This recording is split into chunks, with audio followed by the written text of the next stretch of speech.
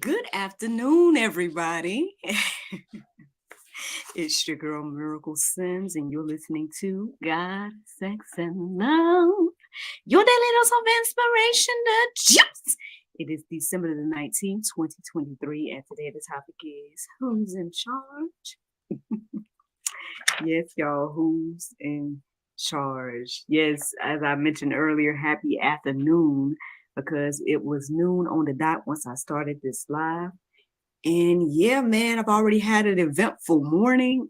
Believe it or not, your girl was out and about running errands and whatnot. I know y'all probably like, but you in your robe. I know. I came back home and got back comfortable. But yeah, my husband wanted me to run some errands and whatnot on behalf of the family this morning. So I went and did that. And then I was debating. I'm like, I was trying to study and I kept being distracted. It was either my husband or my son. And I'm like, okay. And then at some point I'm thinking, am I going to do the juice today? I was receiving, but at the same time I was like, kept being distracted that I was like, okay. And then when he asked me to run the errand, I'm like, I might as well just post that, no juice today. But I didn't feel led to do that. I didn't feel led to post no juice. And so by the time I got back, I was like, well, maybe I'll just go ahead and, go live anyway. And it took me a while and whatnot to get back to where I was and whatnot. But I'm here. I'm here. And the question is, who's in charge? Like right when I was getting ready or going to get my water and I had just got done writing the verses down and stuff, the song Charles in Charge came into my heart and mind this morning. So I revamped it. Look, and just in case you don't know the answer, I guess this is about to be a spoiler alert of who's truly in charge. And it goes like this. God's in charge of our days and our nights. Y'all know that song? God's in charge of our wrongs and our rights. And I sing, I want God in charge of me. That's the GSL version. We know that it says Charles in charge, but I mean, for the purposes of today's conversation, God's in charge. And again, I said that's the spoiler alert of this conversation. You might be wondering, how did I get to this today? Again, I told you all I was distracted and everything, but when I did listen to the prayer meditation this morning, and then when I did kind of set on my mind from all the distractions, this idea about control came into my heart and mind. And first I was kind of inspired because a quote that I had heard in my childhood came into my heart and mind this morning. And that quote is, if it is to be, it's up to me. And I did a little research behind that quote today, and it turns out to be a book and everything like that. But I heard it from Coach Obie Johnson growing up. And I believe that majority of the kids in our hometown, they're familiar with that quote from him. But I don't know. As I was reflecting on that this morning, I was like, in some ways that is true. If it is to be, it is up to you, right? It's up to you to make decisions. It's up to you to make changes. It's up to you to, go through your journey and in life and things of that nature. Yes, a lot is up to us. But then at the same time, again, with me reflecting on this concept of control and then going deeper and looking into, again, God being in control and things of that nature, it started to make me wonder, is it truly up to me? If it is to be, is it truly up to me? I mean, yeah, I got free will, X, Y, and Z, but at the same time, we're all under God's control and God's plan at the end of the day. And I know that may bring us a lot of different questions. We're like, well, Lord, you got me in this bad situation, right? We can point things at the Lord at that point and say, well, it's your fault because this is your plan and things are going the way you want it to go and things of that nature. But I think if we come to God with that perspective, then obviously we don't have the wisdom and the understanding and whatnot of, again, what all is at play. And I would say that again, as I was going deeper this morning, there were several articles that I ended up reading at gotquestions.org that kind of addressed all of these different things. You guys can go and check them out as well. I mean, there's a couple of them that I put in the Go Deeper section. One that directly correlates with this conversation is the one that's called, How Can I Learn to Trust That God is in Control? That one breaks things down in such a beautiful way, and hopefully will help us all to understand things on another level when it comes to this conversation of God being in charge and us, and where we fall into that and all of that, right? And obviously it talked about, I believe, because again, I read several articles this morning in the midst of all of my distractions, but I believe that it was this article that pointed out, how God's plan played out, for example, in Joseph's life and things of that nature. Him being in prison and going through all the things that he went through was all a part of God's plan for him to basically take care of a nation and things of that nature. And so again, we can go through down seasons, we can go through down moments, and it don't feel good, right? You're like, why, Lord? But at the end of the day, again, I talk about this all the time, but our friends over there got the cross-examined. Mr. Frank Tour breaks it down in a way, again, that's beautiful, that hopefully will help us all understand a little bit more. But there is something called the ripple effect, and we have to understand that, again, the things that we say, do, choose matters, yes, but at the same time, it's not going to stop God's plan. So things are not like changing and shifting based on, again, what we decide to do, nor what Satan is doing, for example. It is all according to God's plan. At least that's what I received as I was going deeper about all these things. And so here go the verses that were standing out to me this morning. Romans 12:1, it says, I appeal to you, therefore, brothers, by the mercies of God, to present your bodies as a living sacrifice, holy and acceptable to God, which is your spiritual worship. At the end of the day, you have a choice. Matter of fact, in the Go Deeper section, I only put one verse in particular, and I believe that verse will help us. If you read it and reflect on it, it will help us to understand just how huge the choice that we have is. And sure, God is saying that, hey, I give you the choice between good and evil, but he literally says, I want you to do this, but at the end of the day, we have that free will to choose. And that's not going to change, again, God's plan at the end of the day. That's not going to change what that God wins at the end of the day and things of that nature. But it will change your location. And so again, that's how important that choice is. But so I guess this verse is encouraging us today to present our bodies as a living sacrifice to God. Use our free will to submit to the Lord and his will and way. Again, I mean, as I was reflecting on all of this and again about God's control and things of that nature, I'm like, again, we can easily point the finger if we don't have the wisdom, right? If we are, maybe babes in the faith or things of that nature, we can easily point the finger, just read this information about God being in control and then just blame him about all of our, bad days and suffering and things of that nature. And we forget about, again, that he himself suffered for us, which is something that he didn't have to do at all. Like, he could have just let it all fall by the wayside. But to make a way for us, he came down in the form of a man through Jesus to, again, make a way. And so the least we could do is use our free will to choose him at the end of the day. Versus, again, just being like the Sims game or being a robot or something that is controlled to love God. Like, that's not, again, true love. But I don't know if I'm talking over people's heads today and everything. It's all, according to where you are spiritually. But again, that first verse is just reminding us to present our bodies as a living sacrifice to God, holy and acceptable. And that is our spiritual worship. Here's another verse, Romans 9 and 17. It says, for the scripture says to Pharaoh, for this very purpose I have raised you up, that I might show my power in you, and that my name might be proclaimed all through the earth. Now, I did not go and confirm that he's talking to the Pharaoh that Moses was dealing with, but that's the one that came into my heart and mind as I was reading this and writing the verse down.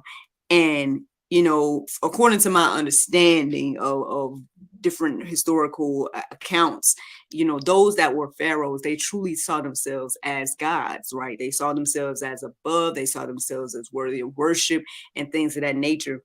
And so for our living God to say that, hey, at the end of the day, you're only in the position that you're in because I put you there.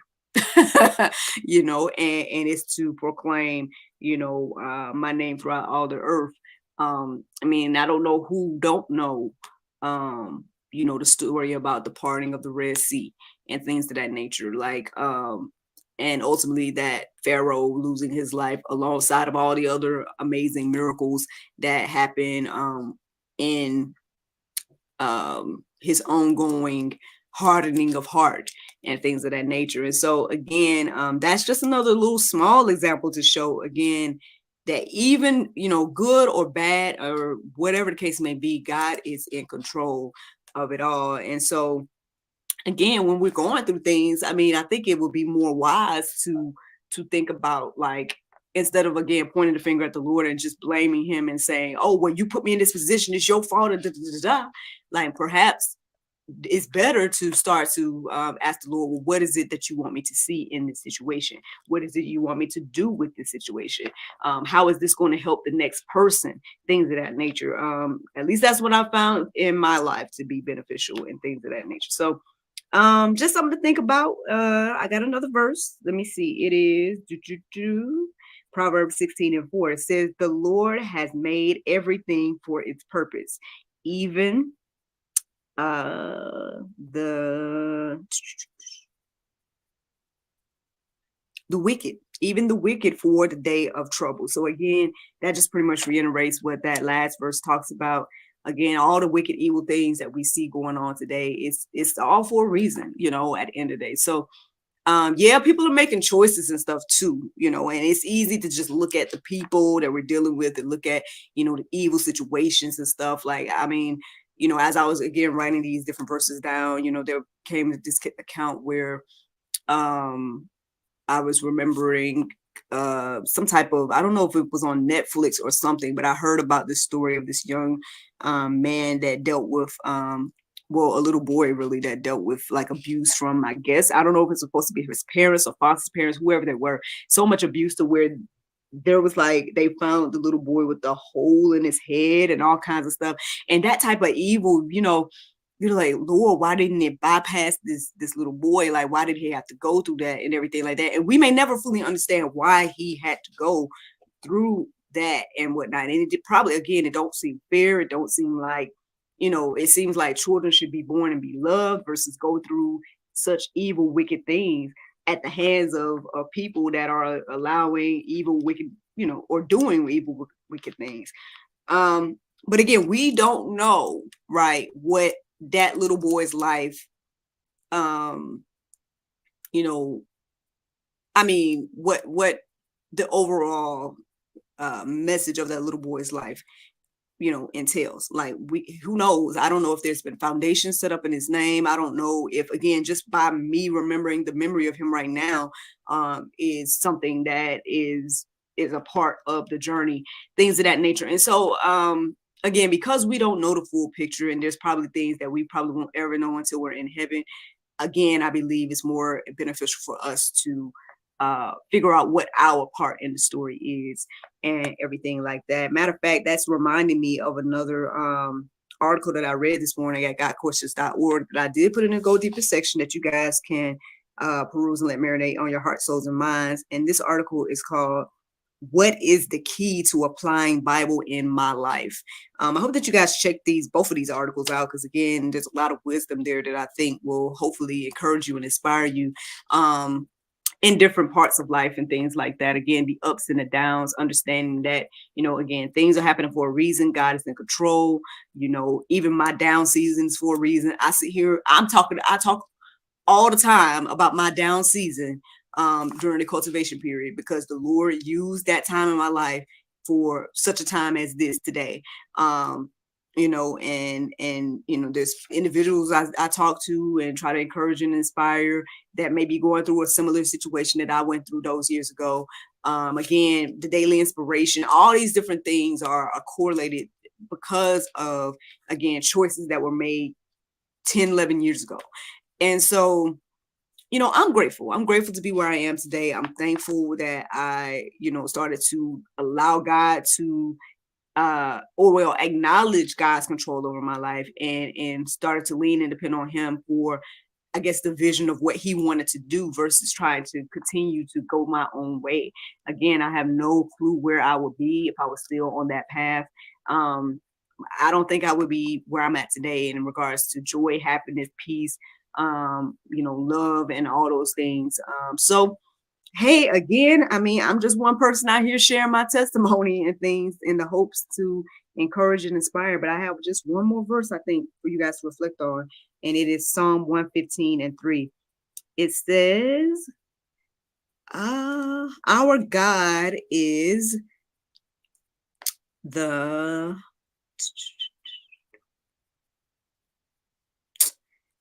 I'm sorry, y'all. I know how I get. Let me put these glasses on. Maybe I'll see a little better with these, though I ain't want to be. Let's see. Our God is the